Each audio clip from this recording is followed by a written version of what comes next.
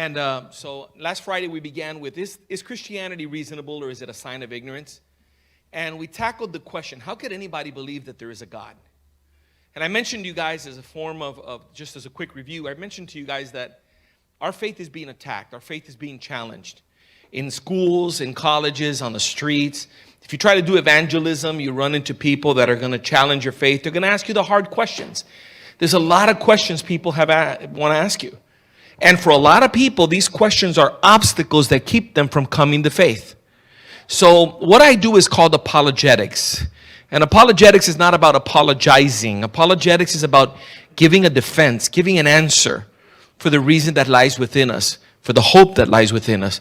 It's what the gospel says and what Jesus talked about and Peter talked about. Paul talked about it. Peter's verse is probably the most famous where he says, set apart the Lord in your heart and always be prepared to give an answer to anyone who demands a reason for the hope that lies within you. But do it with gentleness and respect. That's 1 Peter 3:15. And so when people ask you, how can you believe that there's a God? Or how do you know which is the right God? How do you know it's the God of the Bible? Or how do you know that some other religion is not the right one? Don't all the religions lead to heaven in some way or another? What about miracles? How can you believe in miracles? They violate the laws of nature. What about hell? How could a loving God send people to hell? What about all the suffering? Well, how can God allow so much suffering? How can you believe that the Bible is written by God when it's got all these miracles and all these things that show you that it wasn't written by God? And so these are the challenges people have to our faith, and it is our job to have an answer. It's our job to study, to find ourselves approved as workers of the gospel and representatives of the kingdom. You and I are ambassadors of the kingdom. And as ambassadors of the kingdom, whenever there's a kingdom question, we need to be able to answer it because we represent that kingdom. Now, nobody knows everything. Nobody knows everything. You have to study. You have to work diligently. And there's nothing wrong with telling somebody, hey, that's a great question. I don't know what the answer is, but I'm definitely going to look for an answer because you've given me something to think about. When can we get together again to talk about it? And you set yourself up to be able to find an answer and come back and then talk about it. Because we need to be able to give an answer. But not only do we need to be able to give an answer so that people will believe, to remove these obstacles to faith, we need to be able to give an answer because sometimes if we don't have an answer, our own faith suffers. And sometimes we have, doubts that turn into something worse than doubts. Doubting is not a sin. It's what you do with the doubt. It's if you give God the benefit of the doubt, or are you going to let that doubt totally consume your faith and leave you with no faith at all? I mentioned to you last week that there's people that abandon their faith at a large rate when they enter college. And I kind of gave you the reason why I believe that happens, or one of the reasons why. It's because I believe that a lot of times we don't know why we believe what we believe. We're given a list of things to memorize, and we learn A, B, C, and D, and E, and we can repeat it by memory, but when somebody questions you on it, challenges you, pushes back, and asks you, why? How do you know? How did you come to that conclusion? We don't have a clue. And then it's easy to walk away from somebody else's faith. You're really walking away from the convictions of your parents. You're walking away from the convictions of your church. But if they were really your convictions, if you understood the truth, you would never walk away from it. Just like you would never walk away from the notion that 2 apples and 2 apples is 4 apples. Nobody would ever be able to get you to think that it's anything but 4 apples. Because you know it with full certainty. And that's the kind of faith we need to have. We have to have a faith that has full certainty in what we believe. And that just doesn't happen by osmosis. You have to work at that. You have to question. You have to be intentional. So let me give you a quick review of the arguments. But before we even go there, which God is a valid question? I want to start way back in the book of Exodus. And I want to take you to a situation in which Moses said these words.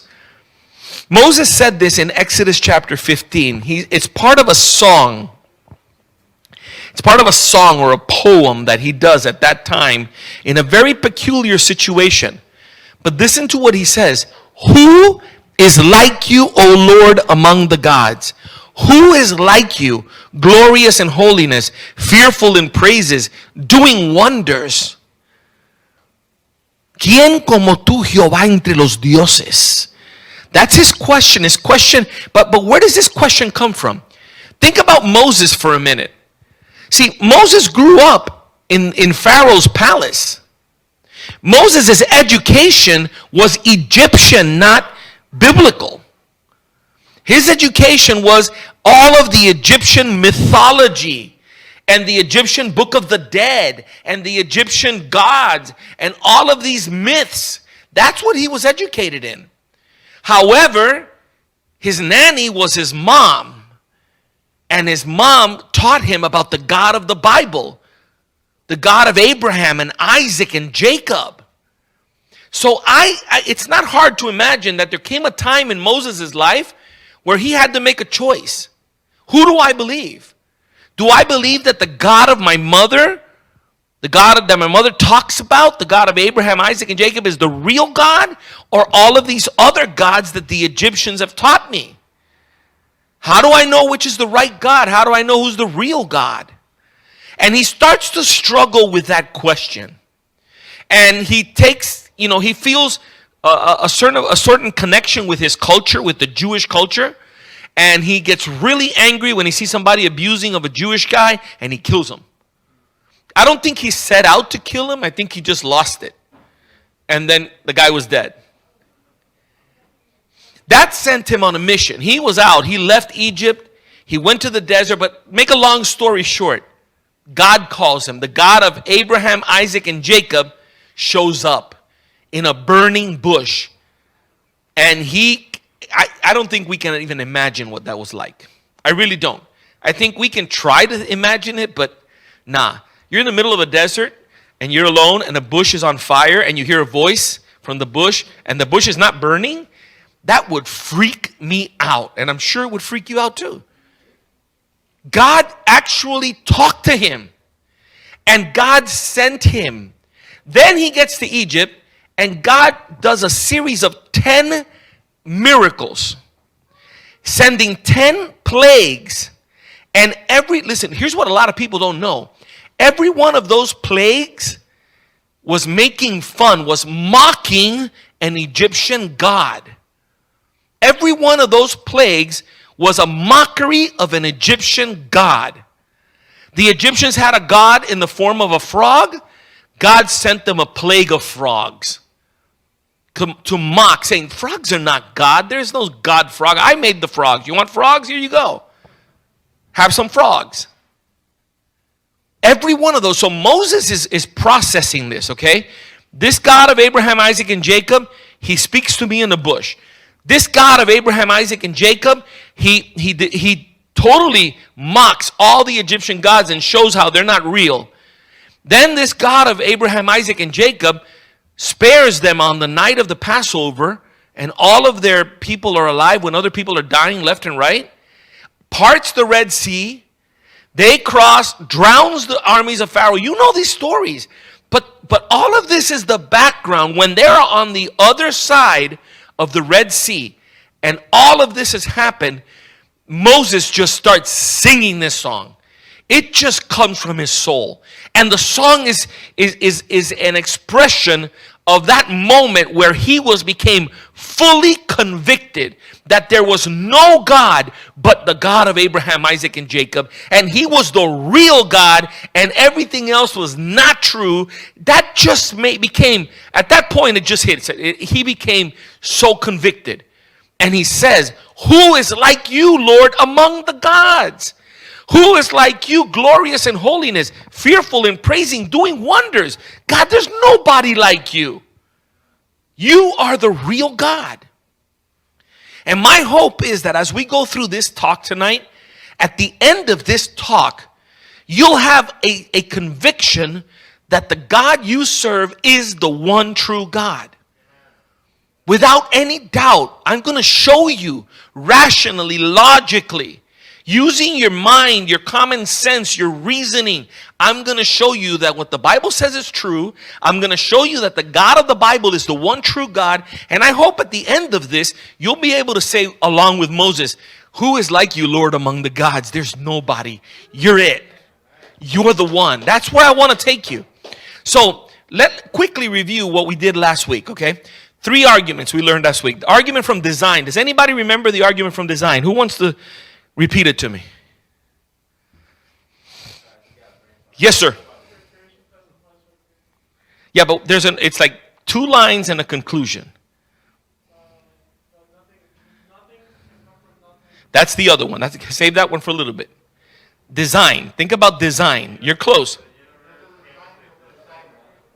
Say it again. If anything that has a design implies there's a designer. That's the first premise. The second premise is the universe has a design. Therefore, the universe has a great designer. You got to memorize these because these are powerful when you're able to use them. Memorize it. It's not hard. Anything that has a design needs to have a designer. The universe has an incredible design. Therefore, the universe has to have a designer. That's a powerful argument. I also went over with you the argument from creation. That's the one you were talking about, the argument from creation. Whatever begins to exist has a cause. The universe began to exist, therefore the universe has a cause. That's also a super powerful argument. I also gave you the argument from morality. And I said to you, if God does not exist, objective moral values do not exist. But objective moral values do exist. Therefore, God exists. Those are the 3 arguments I gave you last week. Those arguments serve a very specific purpose.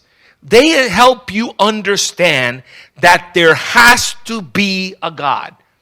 These are arguments against atheism. These are arguments against skeptics and agnostics. These are arguments against people that are not sure if there is a God or there isn't a God. These arguments establish that God is a necessary being. There has to be a God. There has to be a God because everything began to exist. There has to be a God because there's design in the universe, and there has to be a God because objective morality exists. You cannot explain any of those 3 things unless God exists. So there has to be a God. However, these arguments are not meant to tell you who God is. It's not the purpose of these arguments to identify who we're talking about. You can't talk about who God is until you establish that there is a God. Are you with me? It makes no point in talking about who God is if you don't believe there is a God. You first have to establish that he exists. Then you have to ask yourself, okay, there is a God now, who is it? Is it the God of the Muslims, the God of the Buddhists, the God of Hindus, the God of Christianity, the God of the Jews? Who is it? And then that's where we're going to go today with that. So David Hume, one of the greatest skeptics of modern times, argued when his response to the 3 arguments I just gave you is, yeah, that's all well and dandy, but who is it? It doesn't say who it is. And I'm like, it's not supposed to say who it is. It also doesn't tell you how much mileage you can get out of a Toyota. Because it's not the purpose of the argument to tell you how much mileage you can get from a Toyota. You got to understand, the argument is meant to establish that God exists. Now let's take it to the next step. Which God? How do we know that it's the God of the Bible? And the method that I'm going to use, I'm going to borrow from the Apostle Paul. Paul gave us the method. Paul was a deep thinker. Paul gave us the method in the book of Romans. Listen to what Paul says.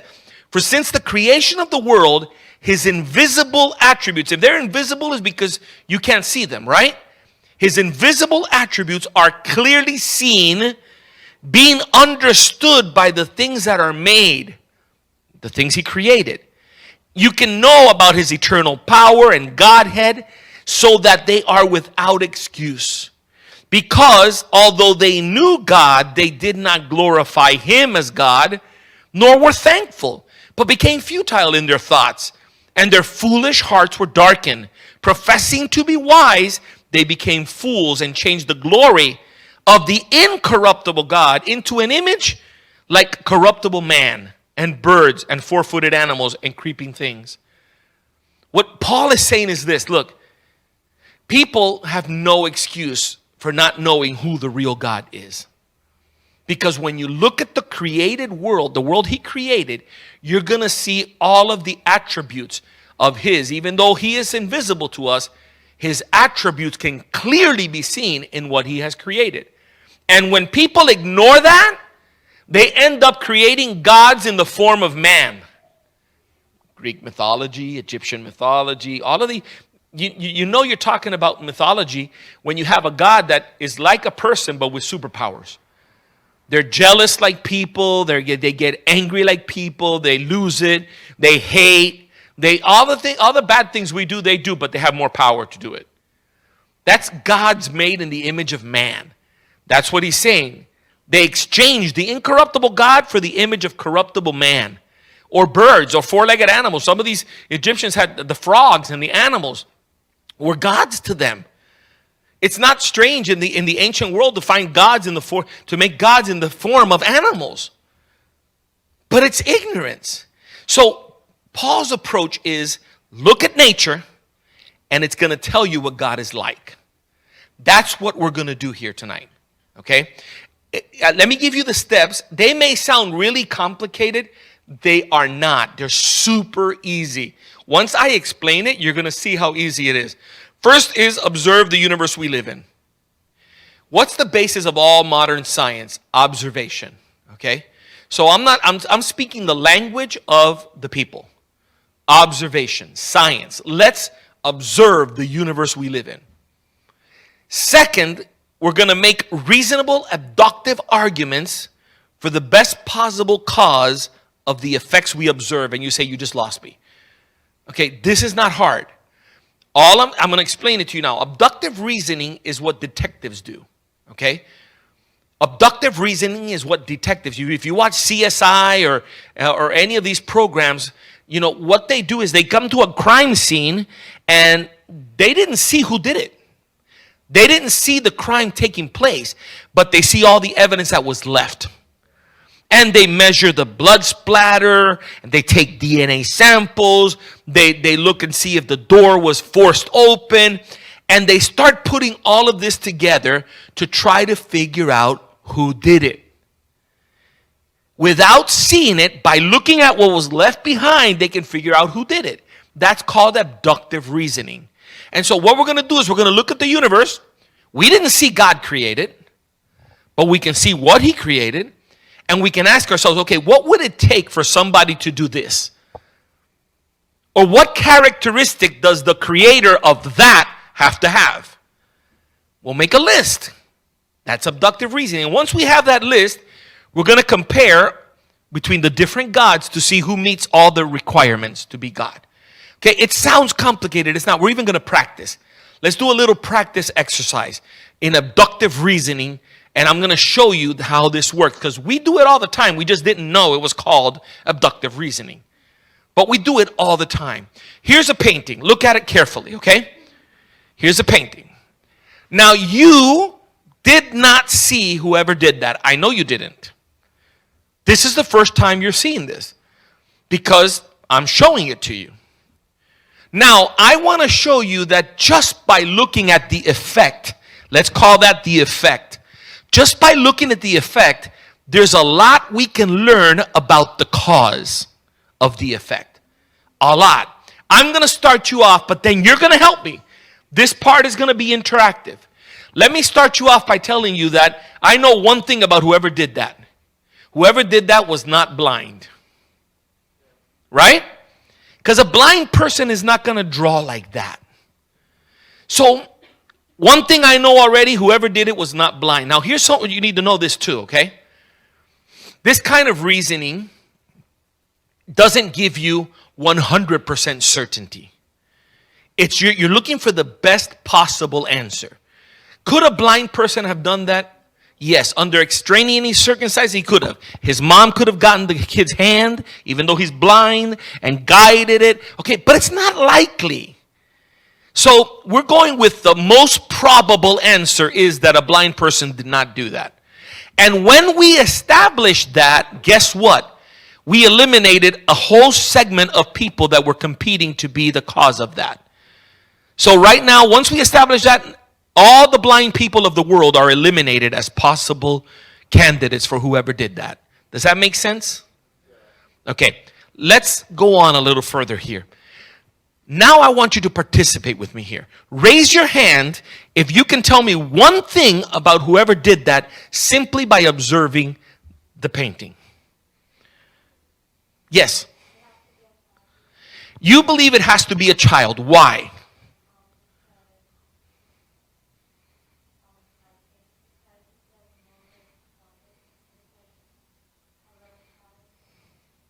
Anything else make you think it's a child? Yep.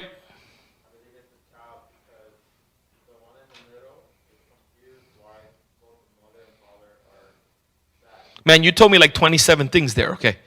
Good. It's awesome. You just like figured out a lot of things. But let's take it one at a time. That's really good. We're going to come back to every one of those. But why do we think it's a child? Yes. Yes. The type of drawing. Okay, look at the type of drawing. Look at the way it's colored. It's colored outside the lines. Look at the way the words are written. They're not written in good proportion. This is for many reasons, this was done by a child. Okay? So we can pretty much say now we know two things about this painting. It was done by somebody who was not blind and by somebody who was a child. Now by saying that, guess what? We eliminated all the adults. What's happening is every time you have one more description, the pool gets smaller of possible answers. You're reducing the set of possible answers by eliminating, people that could not have been the cause of that you're looking at. So we got two things now. He also said that the child in the middle is probably the one who did this. Okay? And that's a good observation.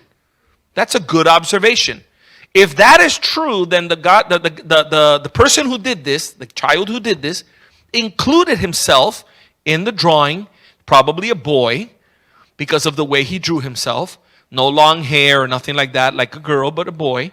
And he also put all these question marks on top of his head. What's that about? He said it, but somebody else. What are the question marks about? Yes. He's confused. Those are signs of confusion. He doesn't understand. Somebody help me out here. What does he not understand? Look at the picture. In the back.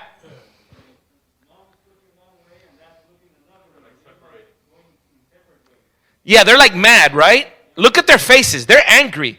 They're looking away from each other. They're probably having problems, mom and dad. And the little kid doesn't know why. So look at all the things we figured out so far, okay? Whoever did this was not blind. Whoever did this was a child. Whoever did this included themselves in the drawing. Whoever did this did not understand why his parents were having problems. Whoever did this had parents who were having problems. Look at all the things we're figuring out, and we don't even know who did it yet. But you see what we're doing? This is called abductive reasoning. Investigators do it all the time. We're looking at the effect, trying to figure out what the cause is. Now, what else can you tell me? Something that we haven't said yet. There's a few more things here. Observation. Look at it.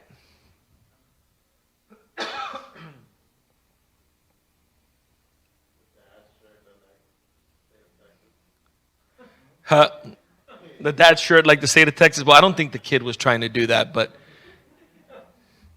Yes, sir. Yes. Yes, ma'am.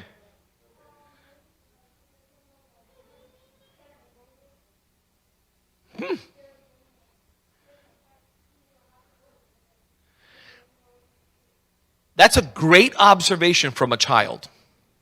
Okay? The parents seem to be going in different directions and the child doesn't know with whom to go. That's also what the question marks are about. What else can you tell me? Can you tell me anything about the child's relationship with his parents by looking at this?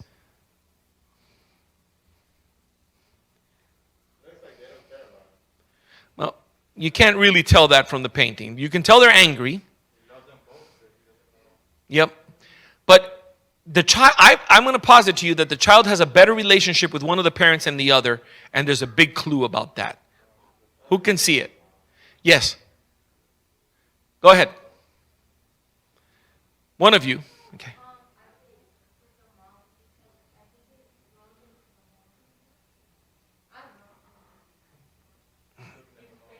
That's not what we're looking for. We're looking for something a lot more obvious.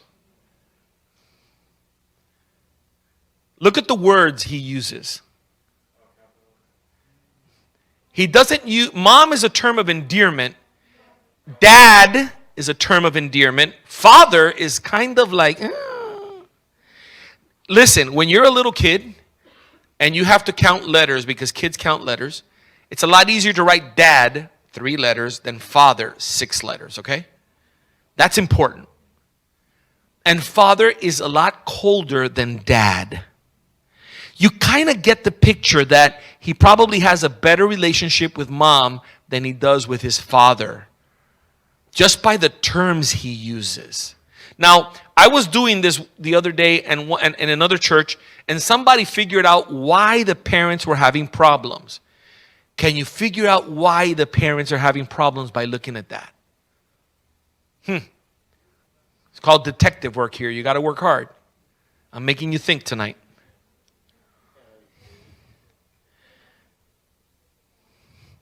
Look who's wearing the pants.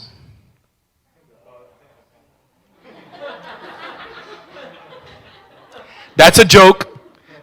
Somebody said it. I thought it was funny, so I repeat it to you. Now you know why. Okay. So here's the deal. Here's the deal. We just did a little exercise in abductive reasoning.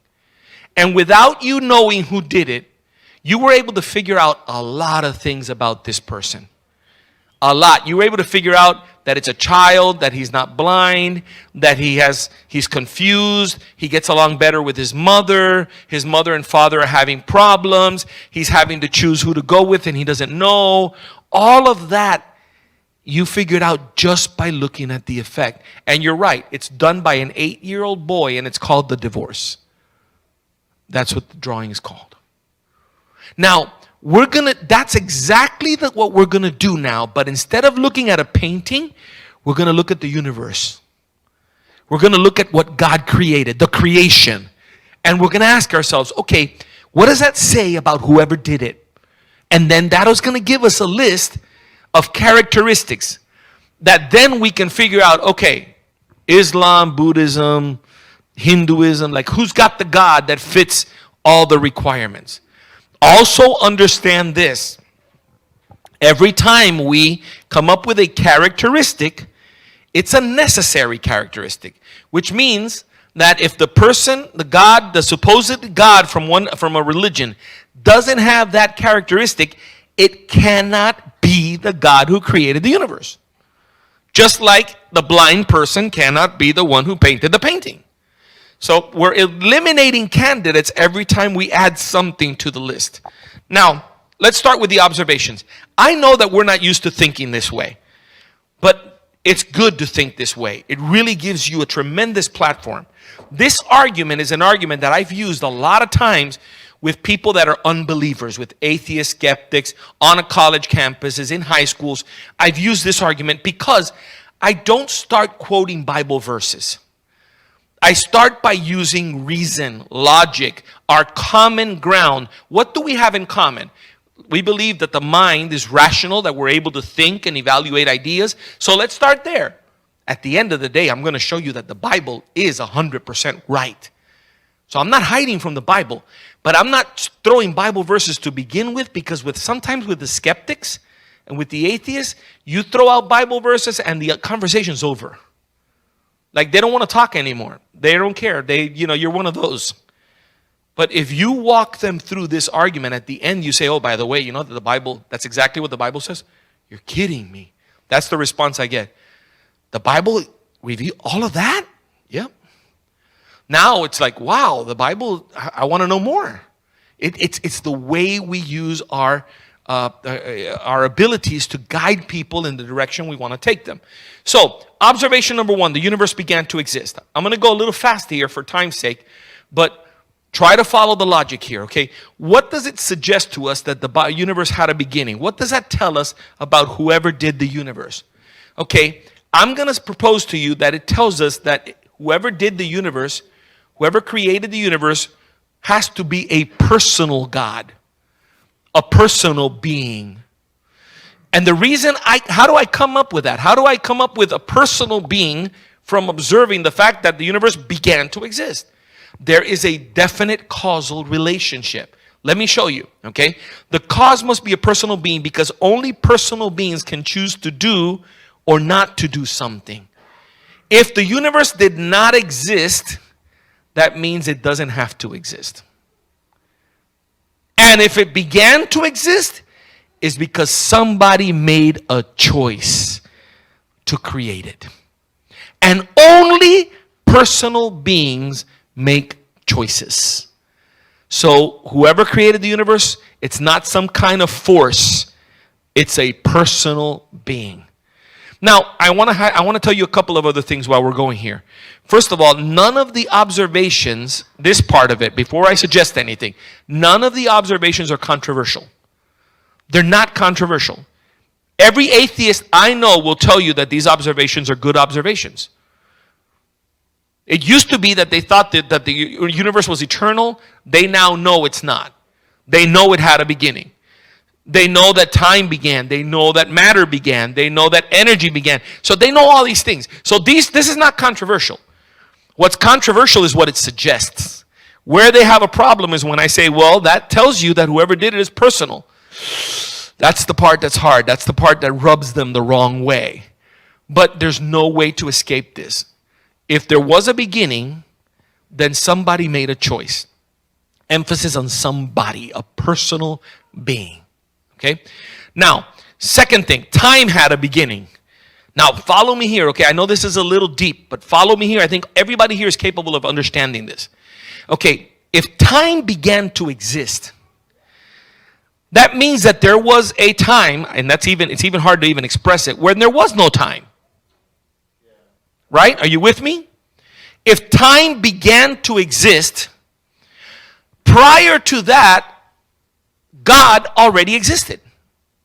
The cause was already there because time is something that was caused by whoever did it.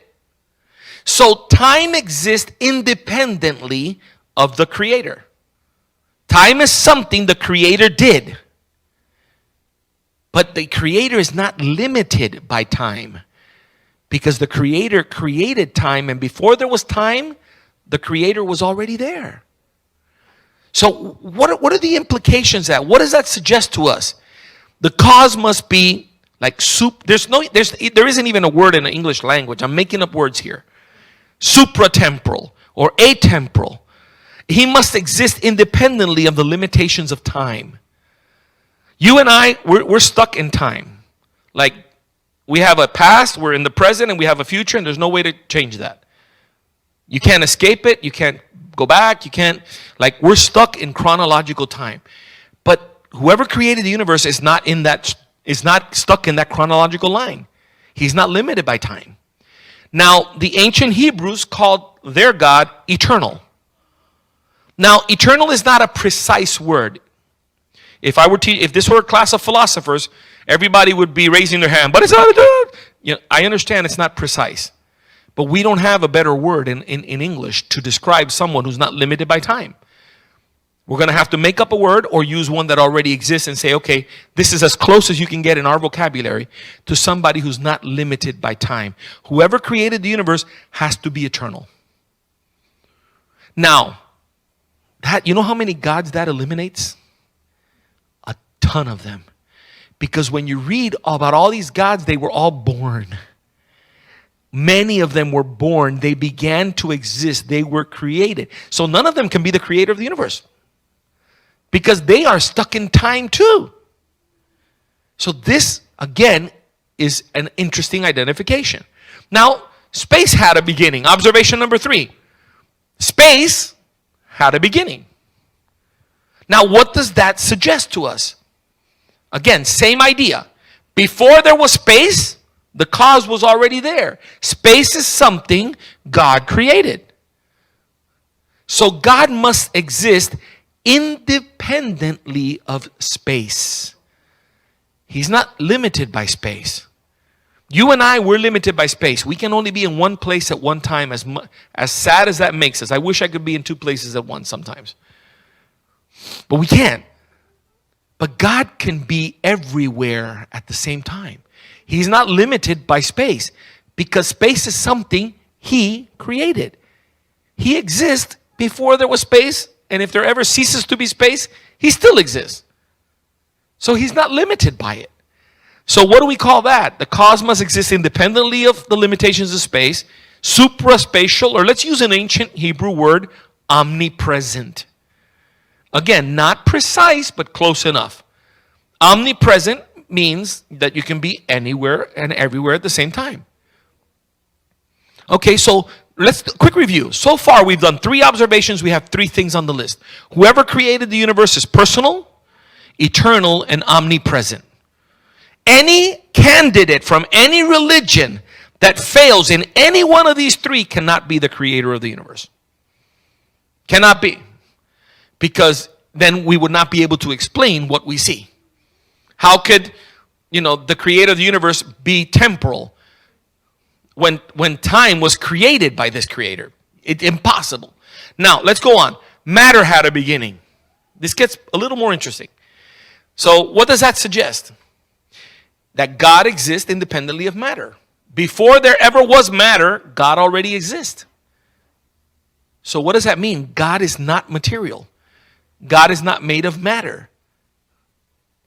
God is not limited by matter. God is immaterial. There's another word called spirit, but that has so much religious connotations, I tried not to use it. But when I say the cause is immaterial, it's the same thing as saying the cause is spirit. What does the Bible say about God? He's spirit, right? So, perfectly described in the characteristics of the creator of the universe by observing that matter had a beginning. So the cause must exist before there's matter. The cause is immaterial. How about the fact that the universe has massive amounts of energy? What does that tell us about the God who created the universe? Think about how much energy is in the universe. Just the sun, our sun has 10,000 degrees Fahrenheit at its surface. You think it was hot today? It was 10,000 in the surface of the sun today. And the core of the sun is thought to be 27 million degrees Fahrenheit. That's a lot of energy. And the sun is not even that big. The sun is 109 times bigger than the earth. That's pretty big. But compared to what's out there in our universe, it's nothing. In our universe, we have observed something called blue supergiants. These blue supergiants are 180 times bigger than the sun. 180 times bigger than the sun. They emit so much energy. The light they emit is blue. That's how much energy they emit. That's why they're called blue supergiants. Betelgeuse is one of these. Betelgeuse is 370 times bigger than the sun. 370 times bigger than the sun. And Betelgeuse is not the biggest star out there. In addition to the blue giants, there's stars that are bigger. They're called red giants. The red giants can be 1,000 times bigger than the sun. And there's not one red giant. We've observed a bunch of them out there that are 1,000 times bigger than the sun. The largest known supergiant is VY Canis Majoris, 2,100 times bigger than the sun. In other words, you can put 2,100 suns inside that one star. That's huge. And the amount of energy is immense. Now, why am I giving you all of this? This is not an astronomy class today. I'm telling you all of this because the cause must possess equal or greater energy than the universe. See, the law of cause and effect says that the effect can never be greater than the cause. That's a scientific fact. the effect can never be greater than the cause. So whoever caused all that energy has to have at least that much energy or more to be able to do it. So how powerful is the creator of the universe? Think about it, okay? There's a word, an old word that the Hebrews use called omnipotent. It's not precise, but it gets pretty close. All powerful. To create all the energy in the universe, you have to be pretty powerful. You have to be the most powerful being in the universe or outside the universe, because you existed before the universe existed. All powerful. Now, the universe is governed by natural laws. Observation number 6. Everything works by laws, which is incredible. The laws of nature are so precise. You can set your watch to it. You can plan. We know everything is so constant. All the laws work so constant. The law of gravity, the speed of light. I mean, all of these laws work so precise. We know the speed that the earth rotates on its axis is stable. The speed that Mars rotates on its axis is stable. Our orbit is stable year after year, millennium after millennium. The orbit of Mars is the same year after year, millennium after millennium. Our atmosphere is the same year after year, millennium after millennium. So is Mars. The speed of light is the same here as it is in Mars. Why am I telling you all of this with Mars? Because knowing that these laws are so constant that we're able to shoot from here a rocket, land that rocket in Mars, know exactly where it's going to land in Mars, and put a little remote control car in Mars, drive it from here and control it with a joystick and take pictures. How can we do that when that is so far out in space? Because the laws of nature are so stable, constant. Everything in the natural world works perfectly by the laws of nature. And so that seems to tell us that whoever created the universe favors order. Everything works orderly. The cause also established all these laws. So he's a God of order and he's a lawmaker. The laws of nature he designed.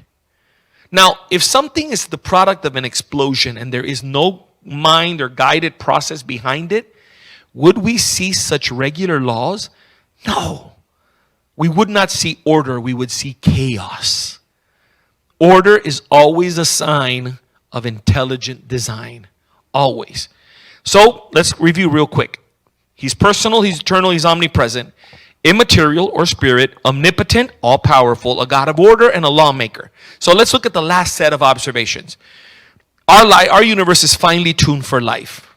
In other words, there are 80 measurements that have to be exact to like at the nth degree for there to be life on earth. 80 measurements that are different measurements that have to do with our solar system, our galaxy, our planet, and everything in between.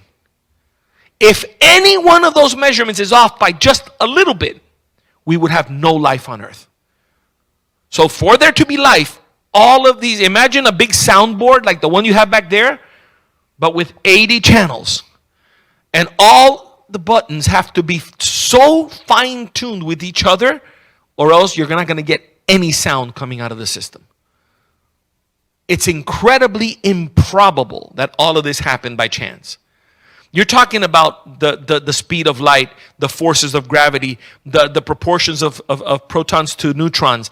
You're talking about atomic weight. A bunch of different things. The size of the earth, the size of the moon, the tilt of the earth on its axis, the type of moon that we have, the sun, the type of sun that we have, even Jupiter and Saturn, their size, their orbit, all of it has to be precise or there's no life on earth. And you wonder, well, how could that be? What are you talking about? Well, what does Jupiter and Saturn have to do with life on Earth? Well, think about it. Jupiter and Saturn, if you look at a comparison chart of maps of planets, Earth is like the little head of a pin compared to Jupiter and Saturn. They're monsters. They're huge planets. Now, they are so large that their gravitational pull is super, super strong. So anything that's flying debris in the universe that comes anywhere near our planet, guess what? Their gravity sucks it up. Call them vacuum cleaners. They're cosmic vacuum cleaners. That's why when you look at their surfaces through the telescopes, you see these huge craters because they've sucked in incredible chunks of meteors that if they would have hit the earth, we would not be having this talk tonight. We wouldn't exist. So, and they orbit in such a way where they create a wall of protection around the earth at all times. You think that's coincidence? I don't think so. What do all of these 80 measurements tell us? That the cause must have had a very specific purpose in creating everything to such a fine level of tuning. The cause must have intended the universe in general and the earth in particular to sustain biological life. Scientists call this the anthropic principle. The earth was created to be inhabited by man, Isaiah says. But we're not quoting the Bible yet, that's between you and me because we're Christians. But everything points to the fact that this creation was created for there to be life on it. The cause must have acted with a purpose. That's yet another reason why it's a personal God, because only personal beings do things for a purpose. Okay? Energy doesn't care, has no purpose, but a personal being does care and have a purpose. Observation number 8, life is based on information-rich DNA. Again, massive. The cause must be so intelligent. It must possess intelligence beyond the effect. The God has to be super intelligent. The Hebrew word is omniscient, knows everything. Because when you figure out, when you study what DNA is, I have 3 talks on DNA. We can go 3 hours on DNA, easily. DNA is mind-boggling. It's 3 billion letters. It's a book of 3 billion letters. Not just random letter. They're organized into words and sentences and paragraphs and chapters on how to build life. That's what it is. It's an instruction manual for building life, starting with amino acids all the way through proteins, assembling the proteins to a cell, cells assembling to organs, organs assembling to everything is in the instructions. And by the way, an instruction book doesn't build anything, right? You can go to the store and buy a book on how to build a house. The book is not going to build any houses for you. It's just going to tell you how it's done. But DNA, this instruction manual, is placed inside a factory, a city called a cell. And in that cell, that city, that factory with workers, they read the instructions and they manufacture what it says.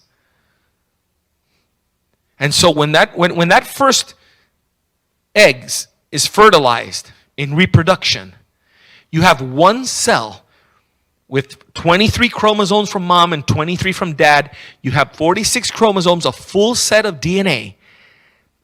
In that one cell, you have all the instructions for assembling a human being. And guess what? 9 months later, you don't get a sack of organs. You get a fully formed, developed human being. And you didn't do anything. I didn't. It was self-assembled. We didn't do anything. The factories assemble it without any the only intervention mom does is provide materials for construction. That's why when pregnant mom at 3 in the morning says, I want pickles and right now, pickles and French fries. Go get her pickles and French fries. Because you know what? The factory is saying, hey, we're short of this and we're short of that and we need some. Get me some. We need sugar, so go eat some ice cream quickly. And mom wants ice cream right now. I want chocolate. Give me chocolate. Because we're going to give the building materials. When you think about what kind of intelligence it takes to design a system like that, to put all of the instructions of life in DNA inside a cell that you gotta look at it with a microscope, 3 billion letters so tightly compressed that it's incredible that it fits in a cell. And by the way, all 300 or 400 or 700 trillion cells in your body have a full complement of DNA. We have more information in our body, in any one of our bodies, than all the libraries of the world put together. So what does that tell you about whoever did this? The intelligence of whoever created this system is beyond anything we could even imagine. How about diversity? There's incredible diversity in the world we live in. What could be more boring than a vegetable? And yet, how many different colors of vegetables are there? How many different shapes, textures, taste, smell? Think about it. How about the animal kingdom? There are animals that have fur, and some have feathers, some have scales. The ones with fur, there's some with stripes, some with dots, some with blotches, some with nothing, just clean color, full color. Some have, big teeth, some have little teeth, big ears, little ears. The colors in nature are incredible, the colors. Some animals in nature have long ears, some have short, some have 2 tusk, 4 tusk, incredible, elaborate tusk systems. Birds are, to me, they're most amazing, some of the most amazing creations of God. If you just watch birds, the cardinal, the blue jay, these birds, the quetzal from Guatemala is one of the most beautiful birds in the world. You look at these birds and you say, wow, whoever did this, amazing. Amazing. What does that tell us about whoever created this? Not only is he a creator, but he's creative. Because everything could have been black and white. But it's not. Everything could have been the same, but it's not. The cause must be creative and value diversity. So we have a creative cause. And the last observation, information is foundation to the whole universe. Our universe is teeming with information. In DNA, in biological information is all over the place. In all of biology, information reigns. In physics, every law of physics can be reduced to a beautiful, elegant mathematical equation, mathematical expression. The language of mathematics is all over the universe, in all the laws. Everywhere you turn in our universe, there's information. All of these laws in the universe can be reduced to mathematical formulas. But information is not matter or energy. What is information? It's not matter and it's not energy. It's something else. It's immaterial. So if there is information, there has to be an informer, a source of all of this information. The cause must have been the ultimate informer of the universe. By the way, the Greeks, in Greek philosophy, the ancient Greeks had a word for the informer of the universe. They believed that the universe was filled with information. And they called the informer the Logos. That's what they call it. The cause must be the Logos. Now, if you know a little bit about the New Testament, the book of John, chapter 1, when you read it in Greek, it says, in the beginning was the Logos. And the Logos was with God, and the Logos was God. And everything was created by the Logos, the word, information. It's pretty powerful when you make that connection. So the list continues. Acted with a purpose, omniscient, creative, and the Logos of the universe. So we've done our major homework here. We've come up with a list of 11 characteristics of whoever created the universe.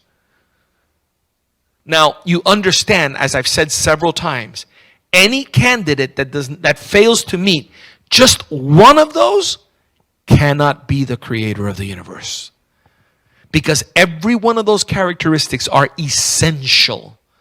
They are necessary of whoever created the universe. Now I'm going to ask you a question. Did the Bible get it right? 100%. There seems to be a tremendous consonance between revelation, the Bible, and observation, what we see in the world around us. There seems to be tremendous harmony between the Bible and the book of nature. The God of the Bible is the only causal agent, creator, proposed by any religion whose description includes every characteristic or attribute inferred by our observations. Nobody even comes close. When you compare all, in step 3, all of the candidates that supposedly could be, all the, quote, gods of the religions, Hinduism, Buddhism, Islam, Christianity, Judaism, they all fall short. Every one of them falls short. It's a very predictable outcome. Now, I'm going to fly by the other religions because that alone would take us another hour. I just want to give you the last sentence, the bottom line of each one. Okay? There's 5 major religions in the world. There are hundreds, if not thousands of religions, but they all fall under one of 5 categories or a combination of them. Okay? Eastern religions, you have Hinduism and Buddhism. Hinduism and Buddhism, that's the East. Then the Western religions, you have Judaism, Christianity, and Islam. Those are the 5 religions of the world. Now, every other religion out there is a mixture of some of these or derived from one of these. They can all be traced back to one of these 5 religions or a combination of them. So, and by the way, 99% of the people on the planet are in one of the 5 religions.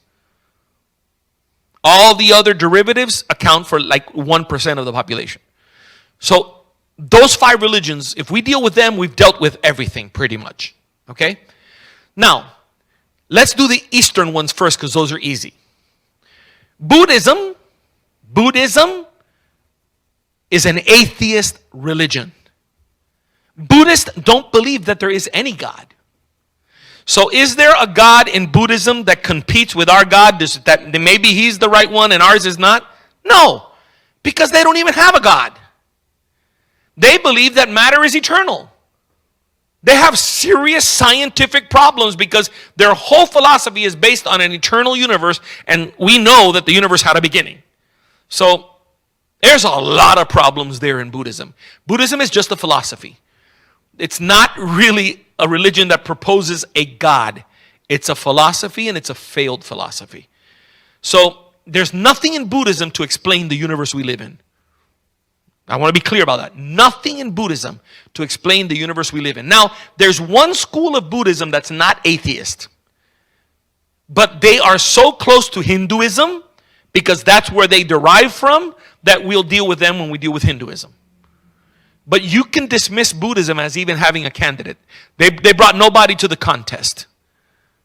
Okay? Now, Hinduism. Hinduism is the opposite problem. The complete opposite problem, because in Hinduism, there's more than 300 million gods. In Hinduism, there's more than 300 million gods. That's why Hindu theologian Shankara said that nobody's an expert in Hinduism. Because what does it take to be an expert in Hinduism? You have to know everything there is to know about 300 million gods. We don't have it. Ain't nobody got time for that. Seriously. Like, if you learned everything there was to learn about 10 gods a day from the time the doctor spanked you when you came out of your mom to the time you die at the age of 80, you're not even a third of the way there. Okay, so nobody's an expert on Hinduism. But here's the deal, you don't have to be. Here's what you need to know. Here's what you need to know. Of the 300 million plus gods, all of them except 3 were born into a world that already existed. So if they were born into a world that already existed, they can't be the ones who created that world. Does that make sense? Of course.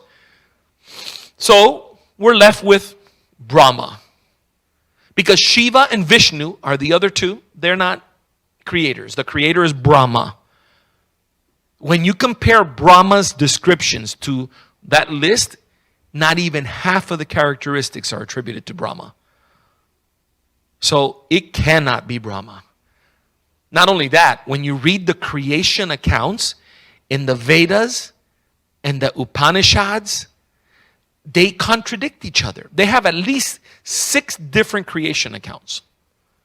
One creation account says that, Brahma made the earth out of the universe out of timber, out of wood. Exactly.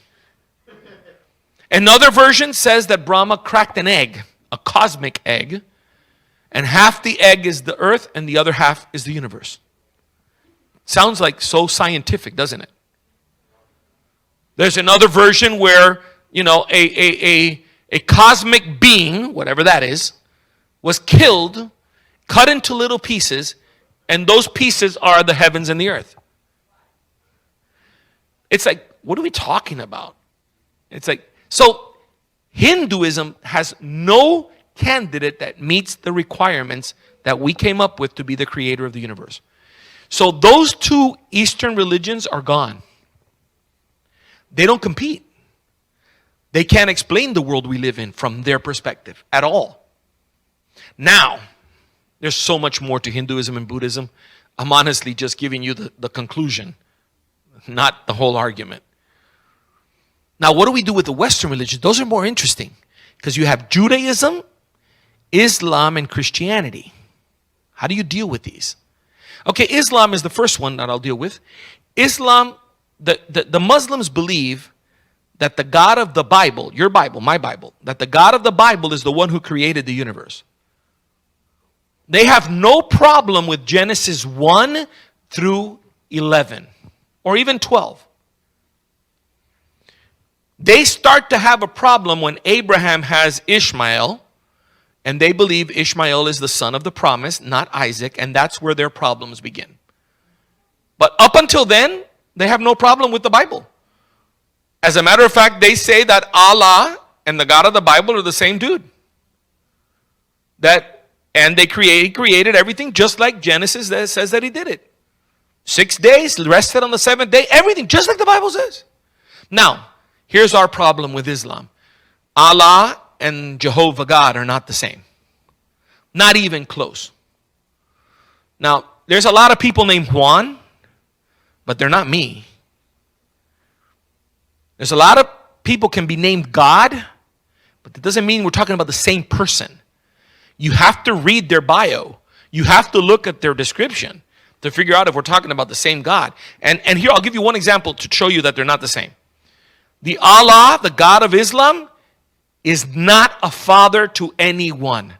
As a matter of fact, that's blasphemy to say that God is the father. Now, the God of the Bible, he's a father. He's our heavenly Father. He's the father of Jesus. He's the father of mankind. And he adopts us into his family. So the God of the Bible is all about being a father. So we're not talking about the same God here. One's a father, one is not. And so forth and so on. So Islam fails to provide an alternative being other than the God we already know, the God of the Bible. Judaism is interesting because Judaism uses half of our Bible, the Old Testament. So of the 11 things that we looked at, 8 or 9 of them are found in the Old Testament. So the God of Judaism and the God of Christianity is almost the same. But without the New Testament, the God of Judaism is like an unfinished painting. It's missing key components. And one of the biggest things missing from the God of the Old Testament is a description of the Logos, the informer of the universe, Jesus Christ. And so, unless you have both testaments, you don't have a full picture of God, a full revelation of God. And so the only God of any of the 5 major world religions that meets the entire list is the God of the Bible, your God, my God. So you can be absolutely confident that you're not in the wrong religion. You're not worshiping a God that you might be or might not be. And we did not come to that conclusion by reading it in the Bible.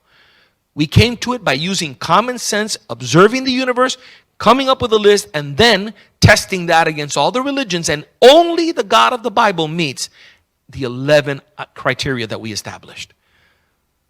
So you can be confident today that the God of the Bible is the one true God who created the universe just like he said that he did.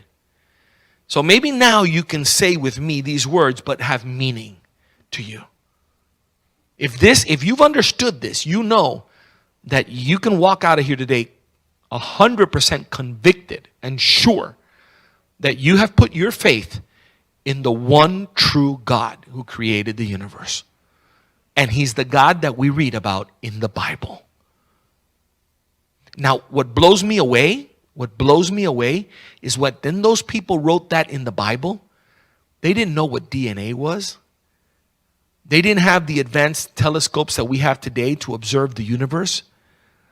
There was so much they didn't know, and yet they got that list perfect. You know what that tells me?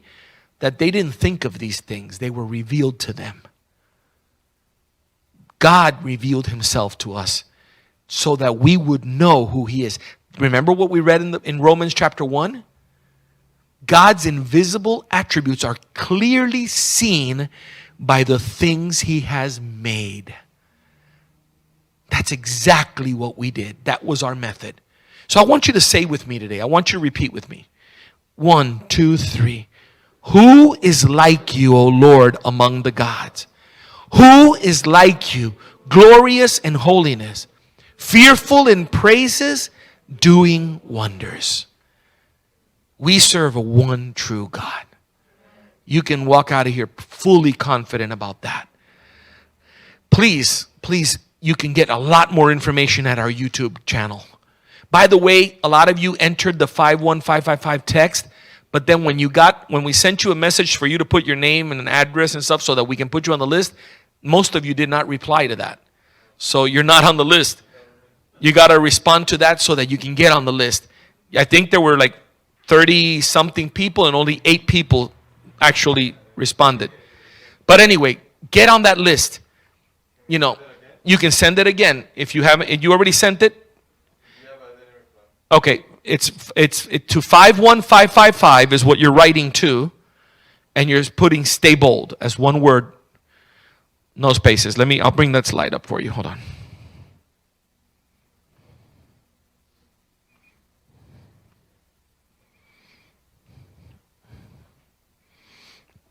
In a second, I'll bring it right up.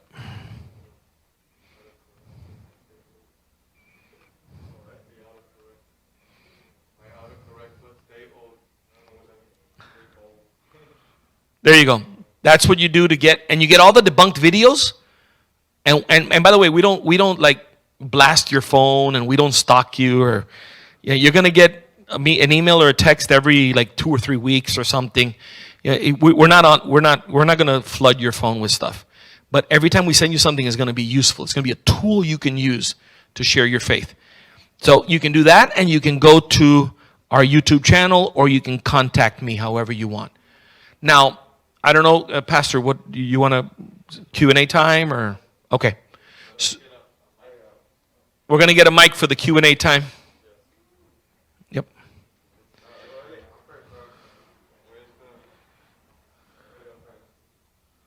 Thank you, Israel. Thank you. I have a question. So, like, can you? Okay, no. Next question. No. Just kidding. Go ahead.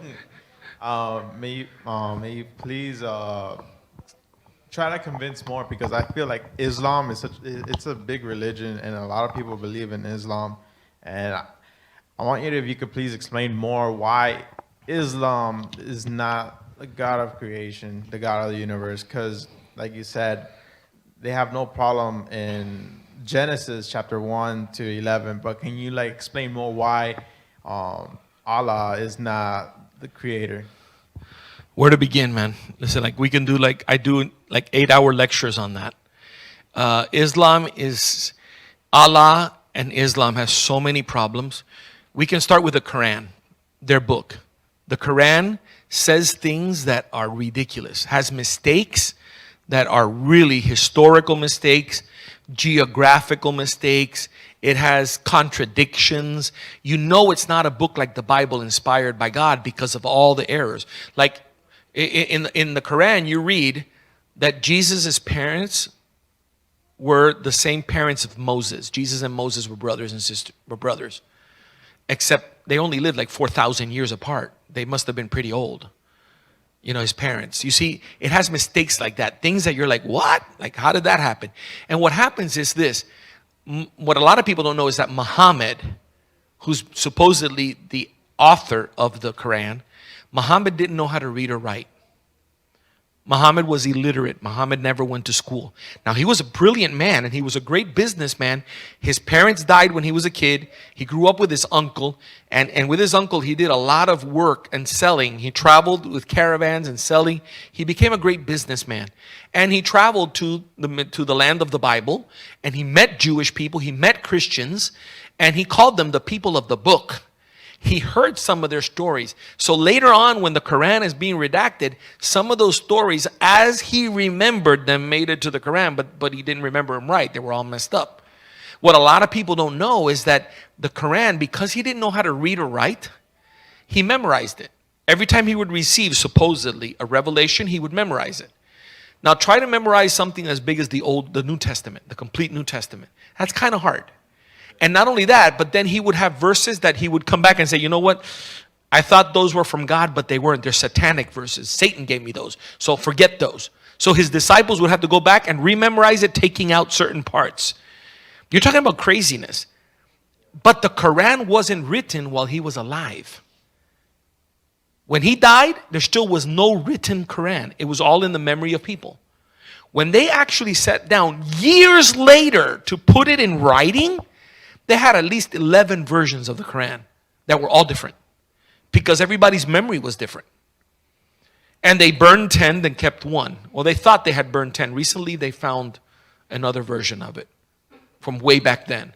That's completely different, but you won't hear a lot about that. So you go by the Quran alone and you realize that it's a religion that's made up. It's not a divine religion. It's man-made, 100% man-made. When he was living in Mecca, and everything was good, he wanted to win over the pagans of the city that were idolaters, that had many gods, and so he got a vision from God to allow them to be Muslims. But when they refused, he got so mad, and then he said, "Oh no, God didn't give me that. Satan gave me those, the satanic verses. You guys can't be Muslims." When he was when he moved out of Mecca to Medina, he was starving. He didn't have any money, and so he got a vision from God that it was okay to assault and rob the caravans so that they could have food. You start reading and you start looking at the history. Then you read the hadith, which are supposedly the life of Muhammad, which is not the Quran, but it's also as holy as to them as the Quran is. And in the hadith, he says things that are crazy, like supposedly. Like he says he had a vision of hell. He says it in 3 different places, that he had a vision of hell and almost everybody in hell were women. So like, it's pretty bad. So I can go on and on and on to show you there's nothing in Islam that justifies us calling it a divine religion. It's a man-made religion. So the God of Islam is, again, man-made. Yep, no problem. Back here, there's a question. Mike is coming.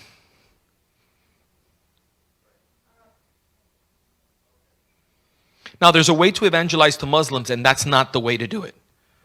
Okay, don't tell a Muslim everything I just told you, because you might not make it home that night. To them, attacking Muhammad is the worst thing you can do, because there's a way to evangelize them, and that's a whole another subject. But I'm trying to tell you why it doesn't work. Yes? So you named 5 main religions, and you did say there's a whole bunch of religions out there, which I agree. Start again from the beginning. You named 5 main religions. Yes. All other religions, yes, agreed. They're either born from one of those 5 religions. Or combine them or stuff. Or combined, exactly. But I'm surprised you didn't say Catholicism was one of, or included in those religions, since a lot of other religions came from Catholicism. And thinking about it, if you think about it, you would say, okay, it was probably born from Christianity. But I, in a way, disagree unless you make my mindset or explain it better as to why did you not include it. Because when I say Christians, when sociologists talk about religions and they say Christianity, it includes Catholicism. Protestants, Catholics, Adventists, Methodists, even the Jehovah's Witnesses, they're all under that same umbrella as Christians because they believe that Christ is God or a God. So in that broad category of Christian, Catholicism is there. But interestingly, Catholics believe that the God of the Bible is the one who created everything and is the one true God. We have other differences with them, but that's not one of them. Okay. But they are under that broad umbrella of sociologists called Christianity. Where true Christianity is a different thing altogether. Yeah. Good question. Thank you. Somebody else. Oh, sure. Next question.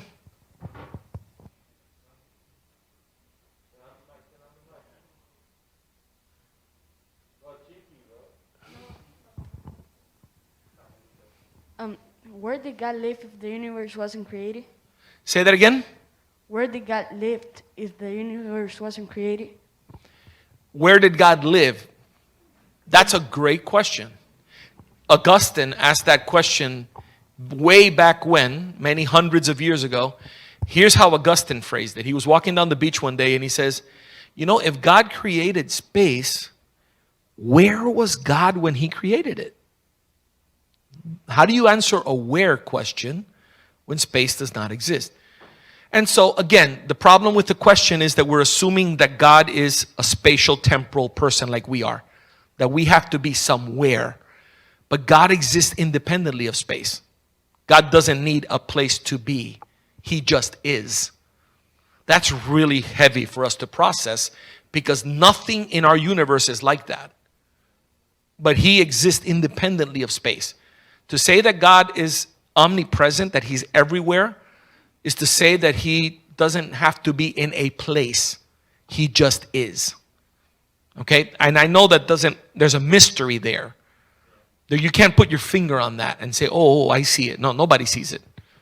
It's a mystery. But there's no contradiction, though, because he is spaceless. He doesn't have to be in a space. And he's spirit. But great question. Augustine thought of that, and so did you. So you're in a good company there. Somebody else.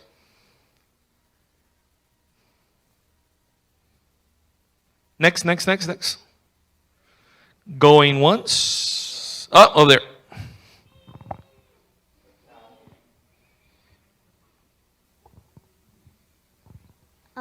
So you know how God has lived like forever and ever? Yep. Who created him? Like Awesome question. Who created God? Okay. We talked about that last week, remember? Some of that question came up last week. It's a great question that people ask all the time, except it's not a good question.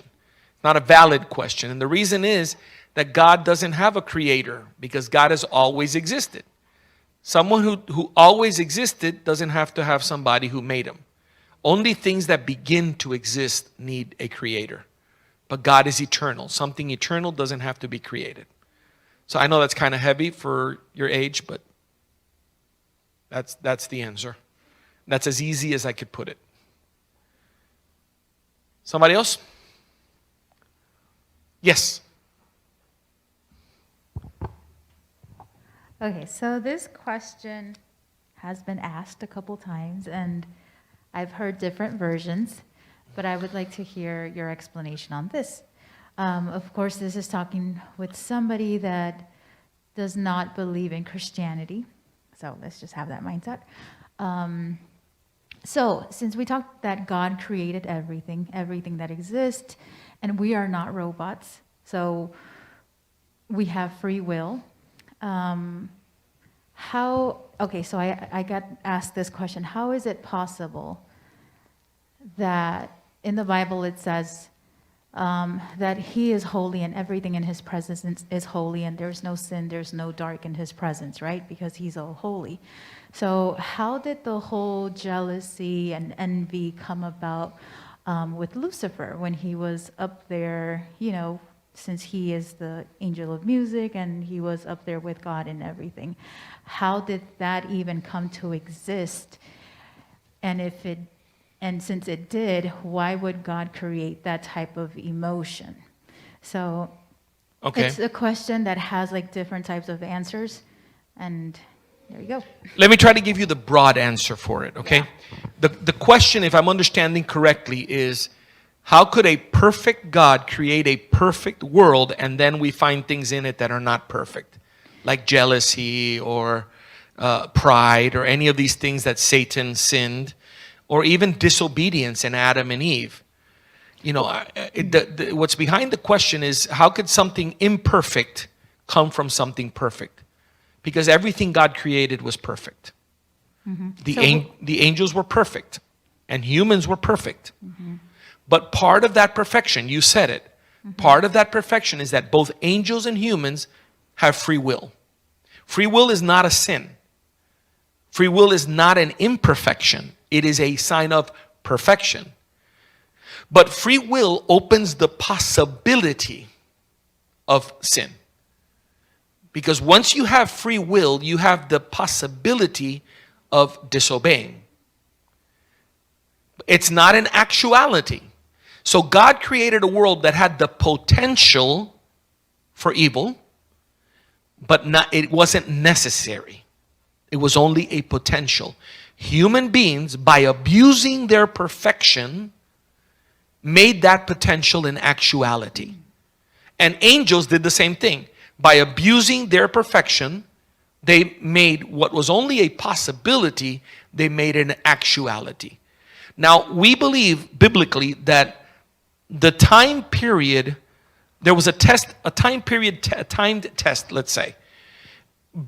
If man was able to obey and exercise his free will correctly and eat from the tree of life, he would live forever and become immortal and incorruptible, and sin and evil would never even be a part of this creation. But because man disobeyed and misused his free will, the first thing God does is deny him access to the tree of life. If you read it in the scriptures, the first thing he does, because he doesn't want man to eat of the tree of life in a fallen condition and live in that fallen condition forever. He wants man to have a chance to be redeemed and forgiven. And so that's how he works with man. Now, how God works with the angels, we don't know, because he doesn't tell us his plan for them or his treaty or his deal with them, what the deal was with them. But we know that the ones that fell are unredeemable. They will never be redeemed. Now, why and how God deals with them and what were the rules, we don't know. We're not privy to that information. The Bible doesn't tell us.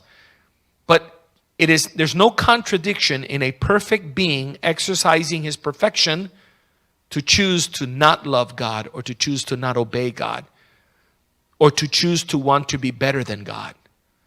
It's an abuse. It's using that in a way that doesn't please God, but it is an exercise of freedom. Now, God could have made beings that were not free. And so that way they would never have sinned. But creating a being that is not free would be a less than perfect being. That itself would not be good, because freedom to us is one of the signs of perfection, to be free. We would just be robots. We would just be like that Barbie doll that you press the button and it says, I love you, but does it mean anything? It's got to say I love you because it's programmed to say I love you, but it's not something that the Barbie is choosing to say.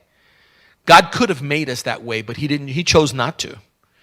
And the sin of the angels or of people did not surprise God at all. God knew that was coming. But God's ultimate goal is to get us from point A to point Z.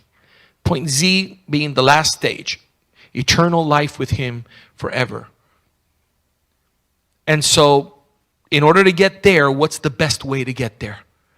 God chose the best way to get there. we sometimes want to say, well, maybe he should have done this or maybe he should have done that. But to me, that speaks of a lot of arrogance, because who are we to know what's the best way to get there when we can't even make good decisions in our own life?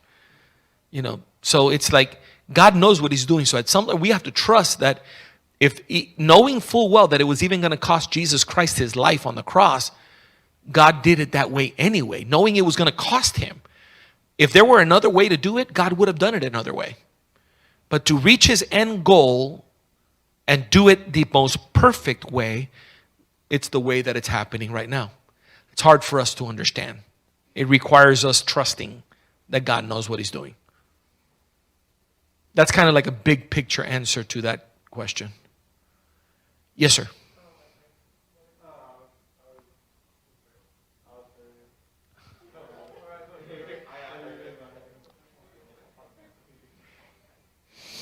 Sorry, George. So, I have a question. So, how do you evangelize to people who just don't care about God? Like, they're atheists. Like, even if you provide all the evidence, like, how do you are able to, like, I guess, like, witness or evangelize to those people who they just don't care? Well, when somebody doesn't care, you can't make them care. That's not our job. We can't make somebody care. We have to be consistent. And we have to give a good testimony all the time and wait for the opportunity when they do care. When somebody gets sick, when somebody has a problem, when somebody is going through a crisis, then all of a sudden they care. And that's the time then to share with them. But you can't force somebody to care. It's sad. I've run into people like that. They don't care. If they don't care, there's nothing you can do. I find that most people are willing to talk about it and they do care. But there are some people out there that they don't want to hear it. There's nothing you can do about that. We just wait for an opportunity. We be consistent. And they need to know that if they ever do care, and if they ever do need prayer, and if they ever want to talk to somebody, they know that you're the person to talk to because of the way you live your life and the way you model it for them. We live a life that makes them want to have what we have. That's the best message we can preach to somebody who doesn't care. And then be there when things get bad so that you can help them. Yep.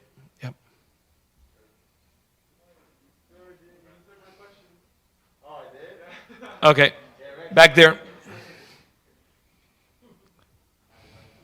We're giving you a good workout, bro. So this question is all the way back there. So the next question has to be up here, somebody. It's actually from the live stream. From the live stream, go ahead.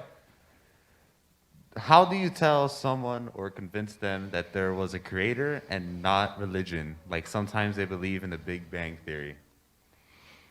Okay. There's like three things there. Nobody says religion. Okay, we'll start with the first question. How do you convince somebody there's a creator? Okay, the first argument for God's existence. Everything that begins to exist has to have a cause. So that's not religion. That's common sense logic. We don't know of anything in our universe that began to exist that did not have a cause. So it's just a matter of what caused it or who caused it. But there has to be a cause. So when we posit that the universe had a beginning, you're stuck with a cause. There has to be a creator. That's how I would answer that. The fact that there are a lot of religions are man-made. For the most part, religions are man's opinions. Then you have something that's different than religion. You have revelation. You have when God reveals himself to us. And he does so through the written word. And then there's a whole set of arguments to explain how we know that the Bible is God's word and it's reliable. But to answer how do we know that there is a creator, and the whole Big Bang thing, look, we don't know how God created it. I don't have a problem with the Big Bang. I have a problem with the time scheme of the Big Bang. Because think about it. God spoke everything into existence. That must have been a bang, man. Like, that must have been a very cataclysmic event. Like that all of the universe came into existence from nothing. That must have been very explosive. So I don't have a problem with that idea. Now when you try to put dates on stuff, then I start to have questions. And then we can have a debate about it. But I don't think it's an either or. A lot of my Christian friends believe that the Big Bang Theory is the way that God did it. I have issues with that. I think that theory has a lot of holes, and it doesn't account for creation. If you have a God and Big Bang, maybe. But usually when somebody posits a Big Bang, they're positing no God, a beginning without God. And so I'm asking, what exploded? To have an explosion, you have to have matter. Where did the matter come from? You haven't answered the question. So whoever posits this hasn't answered that question. It doesn't eliminate the need for a God, like some people would think that it does. So those are like the different aspects of that question. Over here.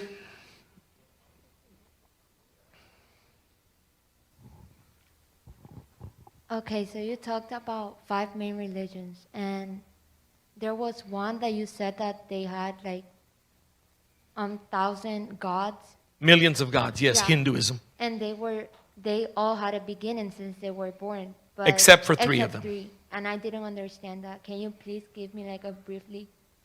Yes, explanation? I can explain that. Okay.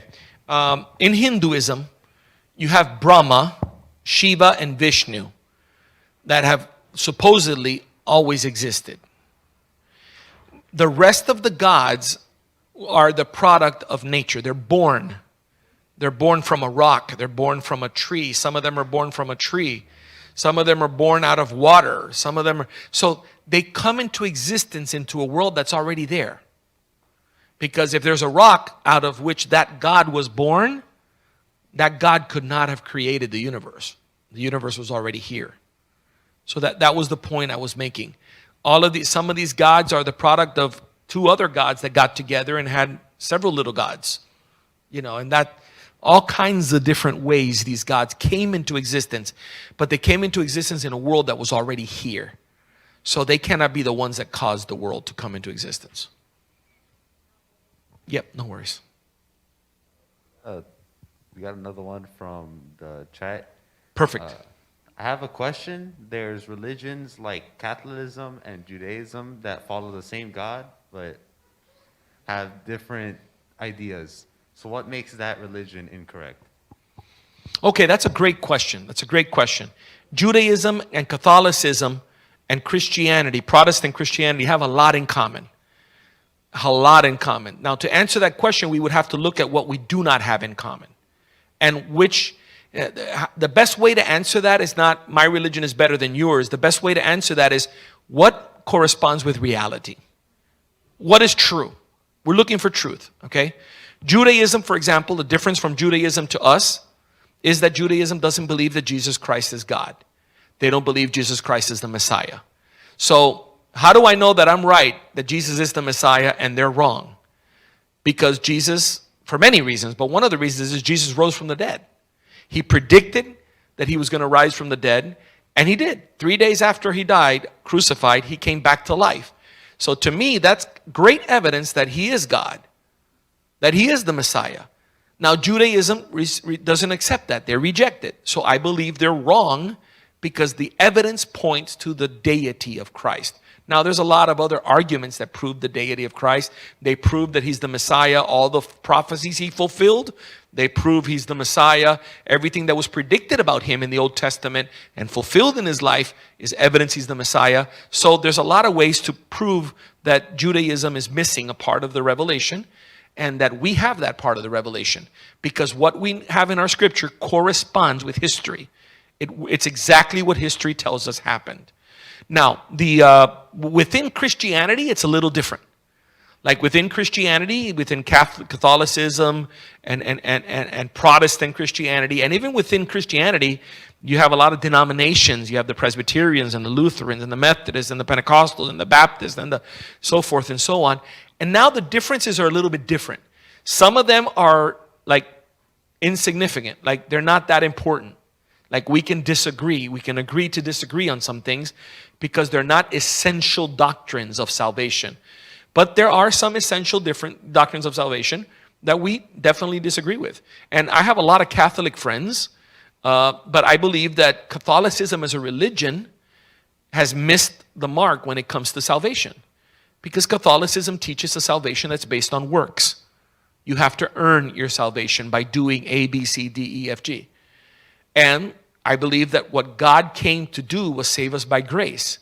And I believe He reveals it in Scripture, in Galatians and in Ephesians and in the whole Scripture, that we are saved by faith, and it's not by works, lest any man should boast. So I believe in that area, Christianity, if you're going to be biblical, is far more biblical, Protestant Christianity, than Catholic Christianity. Now, those are areas of differences, but there's a lot of areas where we agree. You know, Catholics believe in the Trinity. We believe in the Trinity.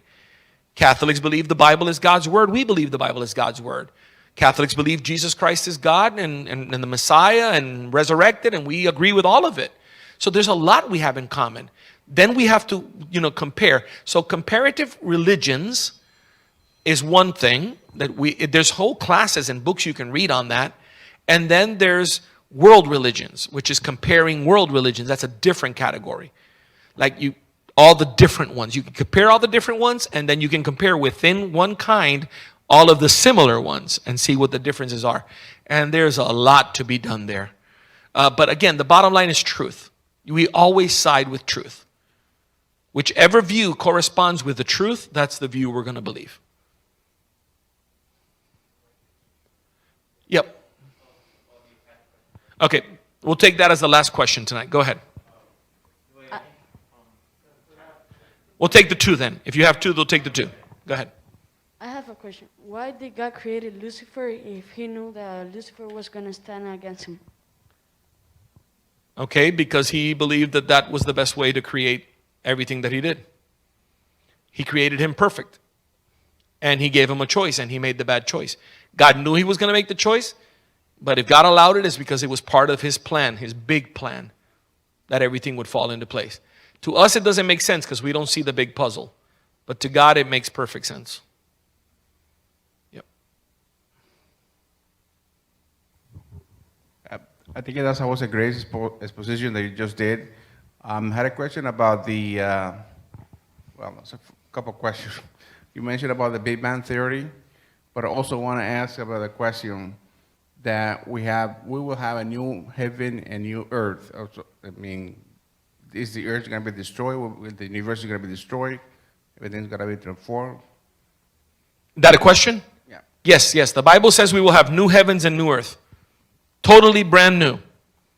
Yes, this heaven and this earth will pass away. That's what the Bible says. God will do a new creation of heaven and earth for us that we will inhabit as incorruptible and immortal beings. We will never die and we will never sin again. Amen? Okay. Thanks a lot, guys. You guys have been awesome. God bless. Pastor.